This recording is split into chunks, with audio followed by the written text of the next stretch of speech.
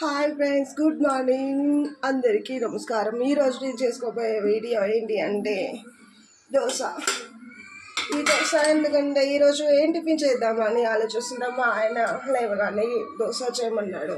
దోశ కోసం అని నేను మినపప్పుకి 1 కప్ మినపప్పుకి 4 కప్పుల బియ్యం తీసుకొని నానబెట్టుకొని మిక్స్ చేసుకున్నాను.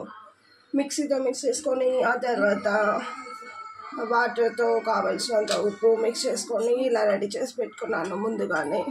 దీన్ని ఇప్పుడు ఒక గ్యాస్ స్టవ్ ఆన్ చేసి దోశ పైన పెట్టేసి బాగా వేడైన తర్వాత మనం ఇలా మిక్స్ చేసుకున్న ఈ పిండిని దోశ ఎలా వేస్తానో చూడండి మీరే.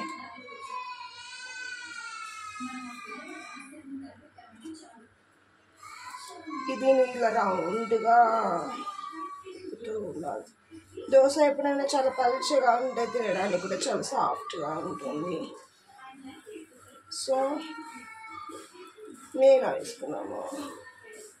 అలాగే దీనిపైన మనకు కావాల్సిన ఉల్లిగడ్డలు, క్యాప్సికమ్ ముక్కలు చిన్న చిన్నగా తురుముకొని ఇలా కారం మసాలాను మిక్స్ చేసుకున్నాను. ఇప్పుడు ఈ దోశ పైన ఇలా చిన్న చిన్నగా వేసుకుంటూ ఉండాలి.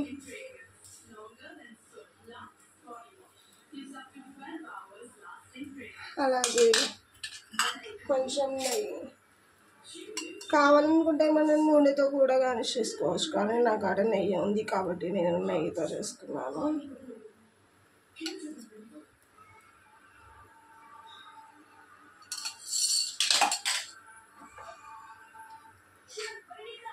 ఇది చూడడానికి చాలా పలుచగా ఉంటుంది.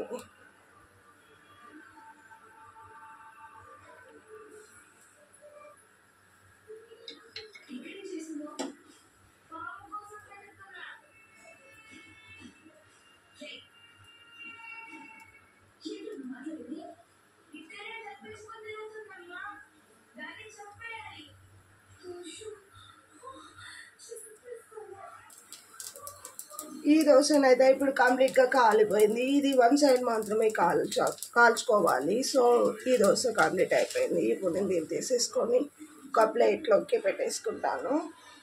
అయితే దీనికోసం నేను చట్నీ ముందుగానే రెడీ చేసుకున్నాను. పల్లి చట్నీ, వేడి వేడిగా దోశ. ఈ వీడియో మీకు నచ్చినట్లయితే లైక్ చేయండి, షేర్ చేయండి, కామెంట్ చేయండి, అలాగే సబ్స్క్రైబ్ చేసుకోండి. పక్కన గంట కొట్టండి. Thank you so much.